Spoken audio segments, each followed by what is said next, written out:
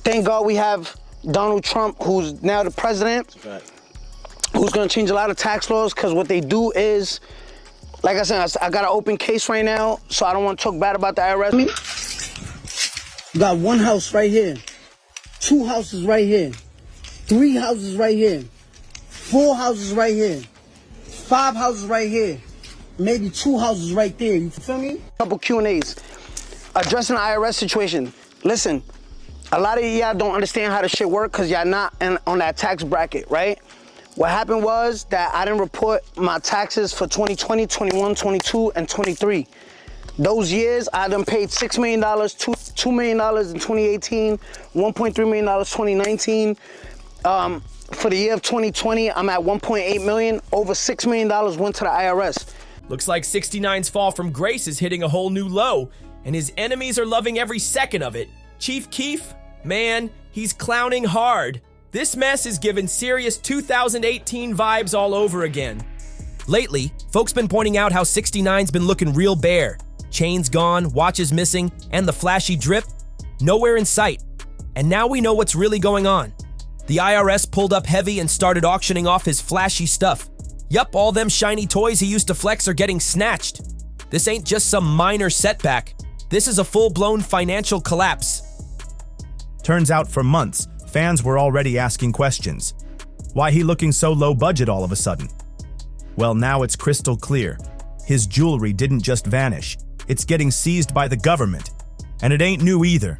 The IRS has been after him since last year, which means the money problems run deep. The fact they're still auctioning his things off? Yeah, this is bad. Real bad. And let's not forget, 6ix9ine built his whole image around being rich. He was always in your face, bragging about his stacks, throwing shade at anyone who didn't have his kind of money. He said straight up that his cash controlled his whole life, where he stayed, what he pushed, how he rolled. It was all about that flashy lifestyle. But the truth is, all that drama he stirred up is finally catching up to him. All the trolling, the fake beefs, the way he kept burning bridges left and right, it's left him out in the cold. After he got out of jail, dude had a fat record deal waiting on him. We're talking multi-millions. But here's the catch. After all the crimes, snitching, and non-stop controversy, fans just weren't feeling him no more. People moved on and no one's really checking for a new 6ix9ine drop now. The buzz is gone, the money's drying up, and it looks like the curtain's closing fast. At first, things looked like they might turn around for 6ix9ine. When he got out of jail, tracks like Gooba and Trolls had crazy hype. Folks were curious, the buzz was wild, and he dropped heat. But fast forward a bit, and that hype fizzled out fast. His album Tattletales did all right at first, pulling in 53,000 units in week 1. But that momentum vanished quick. The album after that, La Da Viva. No one even knows what it did because it didn't chart, and the numbers never got reported. That's how low-key it was. And don't even get started on Blackballed. People didn't even know that album existed. Like, who really listened to that one? Even he started saying he got blackballed. Desperate to stay in the spotlight, 6ix9ine leaned harder into drama and clout chasing on socials. But here's the twist. It wasn't making him a dime. That might have been fine if he wasn't neck deep in debt. But he was drowning. By 2022, the whisper started turning into loud talk. Word on the street was that 6ix9ine was broke. Like, really broke. Even his own manager, Whack 100, spilled the tea. He said 6ix9ine was struggling so bad he had to send him gas money just so dude could drive around. That's not just embarrassing. That's sad. Yeah, he broke as a mother. 6ix9ine ain't got nothing. Man, that over there doing bad, bro. I had to send him $20 for some gas, man. Yeah, bro. You know what I'm saying? That's why we was telling the people ain't nothing we can really do for you right now, because niggas broke, bro. It's terrible. And get this, 6ix9ine went to court and told the judge straight up that he couldn't pay his bills. At first, people thought he was capping, just playing the broke card for sympathy. But nah, turns out he was dead serious. Around the same time, he got hit with a lawsuit for dodging a $75,000 security bill. Even his lawyers said he owed them money too. Total chaos. Then came the Steve Will Do It saga. Steve, the YouTuber and streamer, tried to help him out. He said 6ix9ine begged for cash, so Steve hooked him up with a $2 million deal from Rumble. All 6ix9ine had to do? Hop on stream once a week and play video games for an hour. That's it. But what did he do? He took the bag and ghosted. Never did the streams, never followed through. And to make it worse, Steve claimed 6ix9ine said he needed that money to buy designer bags for women and to make his ex jealous. He had no money at the time, and he needed money to. He breaks up with his girlfriend, and he needs money to buy Birkin bags for all these black chicks and give away money to make his girl. That's literally like the factual story.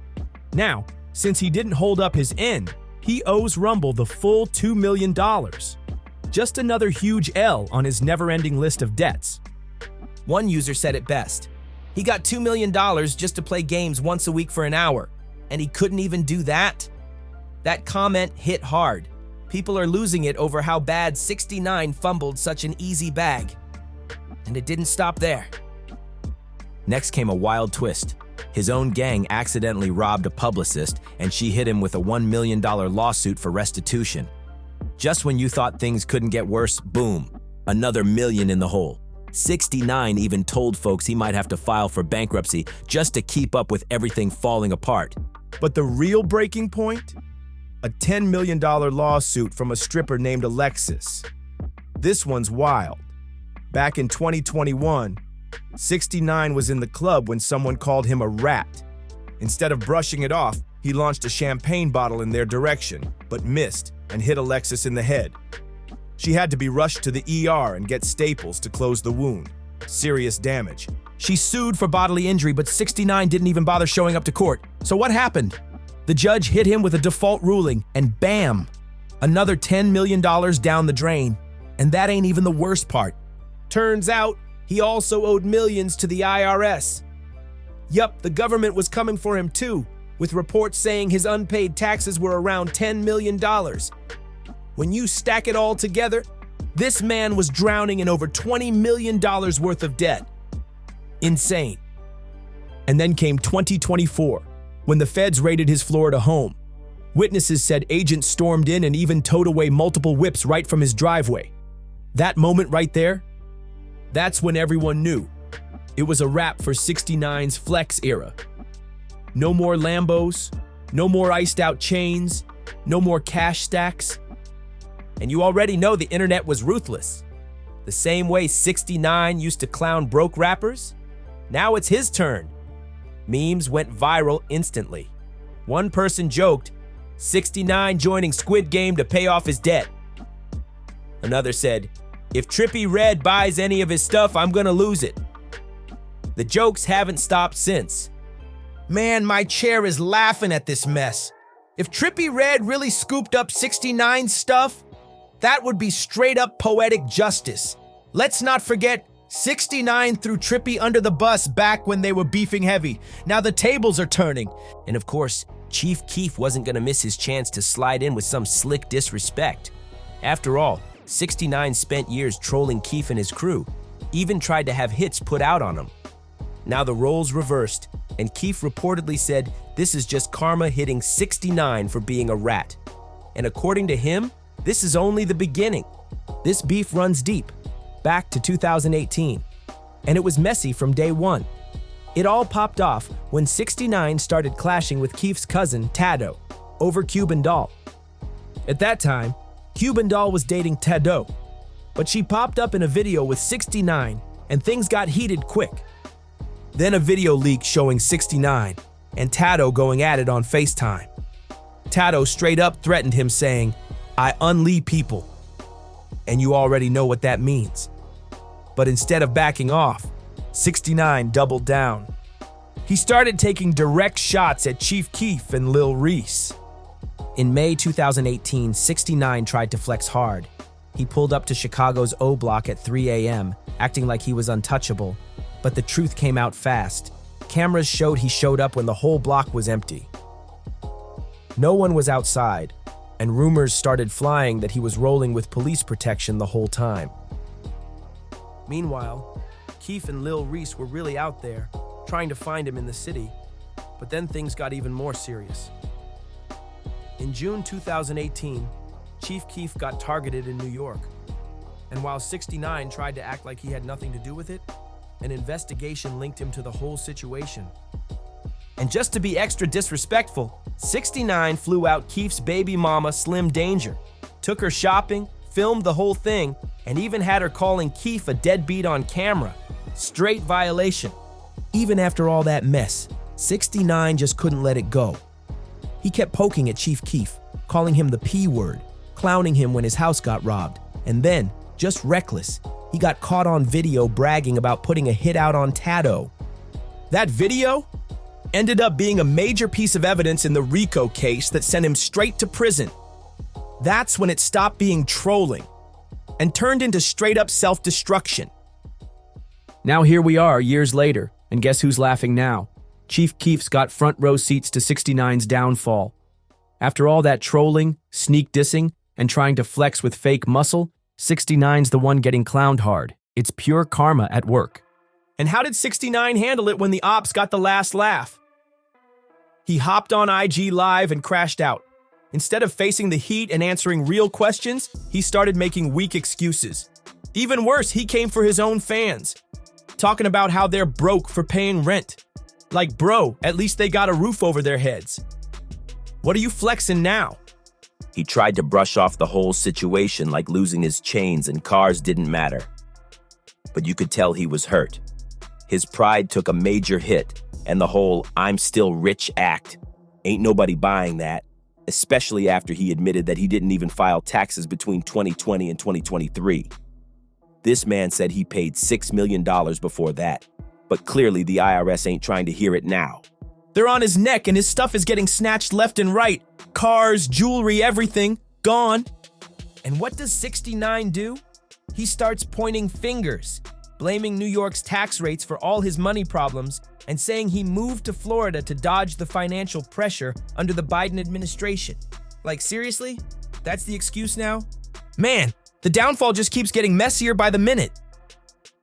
6ix9ine even tried defending his mess of a lifestyle by name-dropping Donald Trump and calling the IRS a gang that's after his income. Wild. But let's be real, none of that changes the facts. He's drowning in debt, and his legal case is still wide open. Even though the feds already pulled up and started snatching his stuff, 6ix9ine's out here claiming he's not bankrupt. But come on, if you're really not broke, why is the government out here auctioning off your chains like it's a yard sale? Meanwhile, the internet's letting him have it in the comments.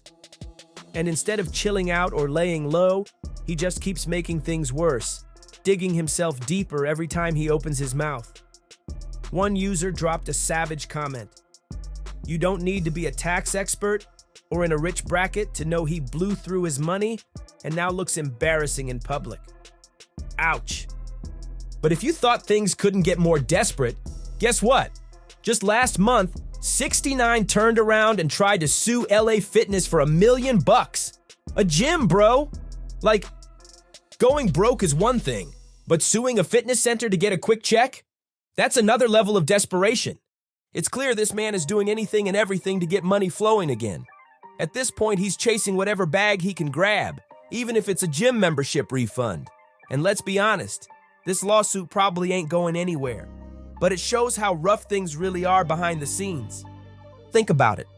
This dude went from flexing $1 million watches and throwing stacks in clubs to literally chasing after gym bags in courtrooms. You cannot make this stuff up. Now that the IRS took his ice, the internet's roasting him non-stop, and Chief Keef is just chillin', watching the whole train wreck with a smirk. The real question is, where does 6ix9ine even go from here? So the question is, can 6ix9ine actually bounce back from all this? Or is this the final chapter in his wild ride? With lawsuits piling up, millions in debt, and breakdowns all over the internet, maybe he's finally realizing that trolling don't pay the bills forever.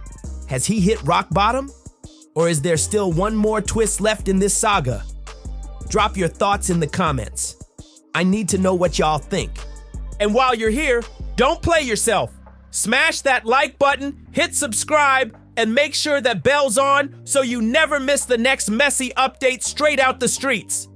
You already know, we keep it real, we keep it raw, and we don't hold nothing back. Catch you in the next one.